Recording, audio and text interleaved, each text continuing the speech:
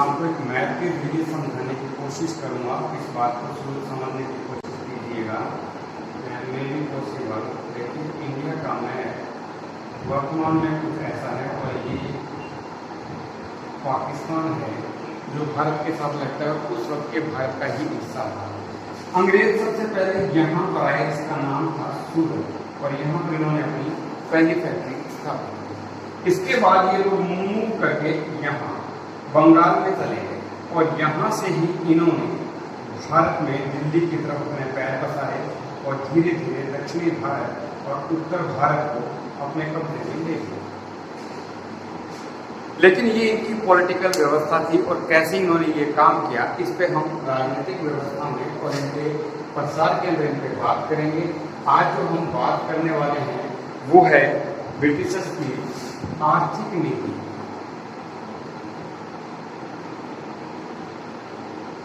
आर्थिक नीति की बात करेंगे हम लोग।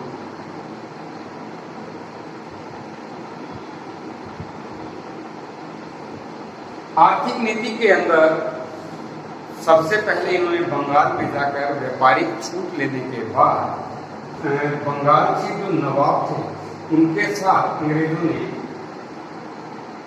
मैं लिख ही देता हूँ साथ में, अंग्रेजों ने 1757 में प्लासी की लड़ाई लड़ी और 1764 में बक्सर का युद्ध हुआ।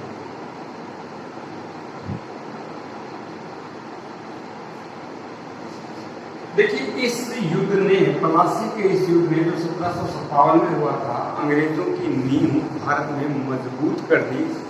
लेकिन इस बक्सर के युद्ध के बाद इन्होंने भारत में स्थायित्व प्राप्त किया। अब बंगाल की नवाबी तो वहाँ के नवाबों के पास ही रही, वहाँ के निजामों के पास ही रही, लेकिन वहाँ के जो राजस्व को इकट्ठा करने का, टैक्स कलेक्ट करने का जो पावर थी वो इन ब्रिटिशर्स के पास आ गई बक्सर के युद्ध के बाद।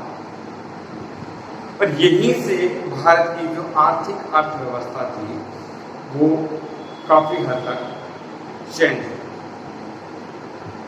जस्ट उल्टा हो गया। भारत की जो अर्थव्यवस्था थी वो, मैं लिख लेता हूँ, भारतीय अर्थव्यवस्था अधिशेष तथा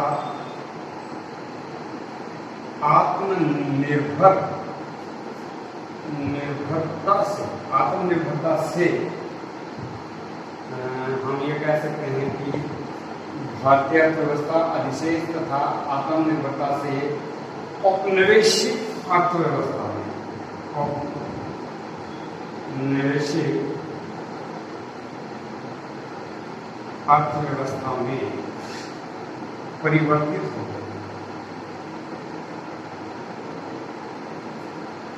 कहने का अभिप्राय यह है कि बक्सर के युद्ध से पहले भारत की जो अर्थव्यवस्था थी वो अधिशेष पर आधारित थी कि यहाँ पर बहुत सारा धन था और इसके साथ साथ भारत की जो अर्थव्यवस्था थी वो आत्मनिर्भर थी। लेकिन बक्सर के युद्ध के बाद जैसे ब्रिटिशर्स का यहाँ की जो टैक्सेशन सिस्टम है उसको अपने हाथ में लिया और हाथ में लेने से ही उसके बाद में भारत की जो राजस्व व्यवस्था थी या यहाँ की जो अर्थव्यवस्था थी वो औपनिवेशिक अर्थव्यवस्था में बदल गई। अब भारत का सारा सिस्टम एक उपनिवेश के अंतर्गत जो होता है उस पर आधारित हो गया। तो अब हम बात करते हैं कि औपनिवेशिक अर्थव्यवस्था, हम थोड़ा सा इसको भी समझ लेते हैं क्योंकि मैं बार बार ये शब्द बोल रहा हूँ तो आप सोच रहे हैं कि वह मीन ऑफ औपनिवेशिक अर्थव्यवस्था। औपनिवेशिक क्या है? देखिए, औपनिवेशिक अगर मैं ये लिखूं तो औपनिवेशिक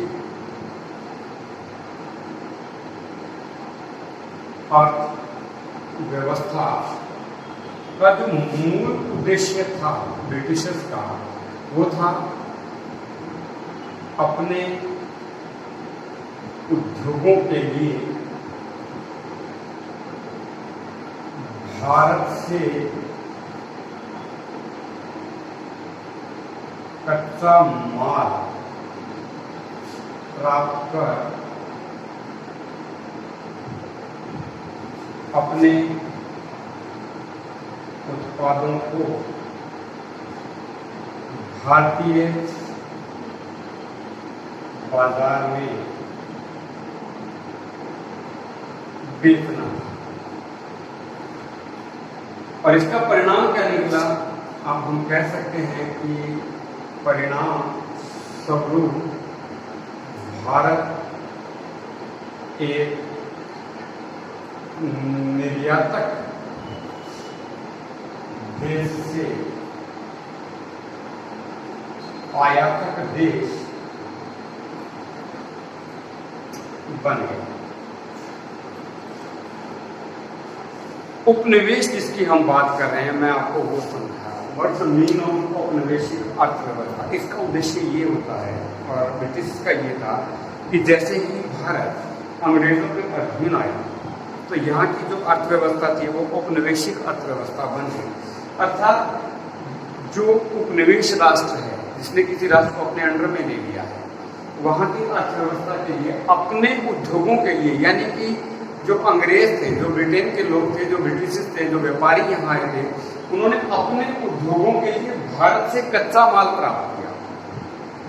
यहाँ से कपास लिया, यहाँ से कुछ और चीज ली, कच्चा माल लेकर उस माल को पक्का तैयार करके उसको लास्ट फिनिशिंग देकर और रेडी टू सेल करके और भारत में ही उस उत्पादों को बेचना, यहीं के माल को यहीं के लोगों को बेचना और प्रॉफिट अपने देश में लेके जाना, ये औपनिवेशिक व्यवस्था कहलाती है। इसका परिणाम ये निकला कि भारत औपनिवेशिक राष्ट्र बनने से पहले जहां पर ये एक निर्यातक राष्ट्र था, विदेशों को माल भेजा करता था, अब ये विदेशों से माल मंगवाने लगा। हमने आधुनिक प्राचीन भारत में और मध्यकालीन भारत में पढ़ा भी है कि पश्चिमी देशों के साथ भारत का व्यापार था और यहाँ से ताम्रलिप्ति और भरूच जैसे बंदरगाहों से काफ़ी सामान जाता था, जिनके अंदर काली मिर्च है, खाने पीने की वस्तुएं हैं और बहुत सी सामग्री है, हाथ से निर्मित वस्तुएं थी, यहाँ का कपड़ा था, यहाँ का मलमल था, जो सारा विदेशों को जाता था, पश्चिमी देशों को जाता था। लेकिन आधुनिक भारत में इन ब्रिटिश के आने के बाद अब भारत बाहर से माल मंगवाने लगा, क्योंकि भारत का जो औद्योगिकरण था उसकी वजह से जो हथकरघा उद्योग था या भारत का जो व्यापार था वो खत्म हो गया, परिणाम बिल्कुल ही नष्ट हो गया। अब यहाँ के व्यापार में कोई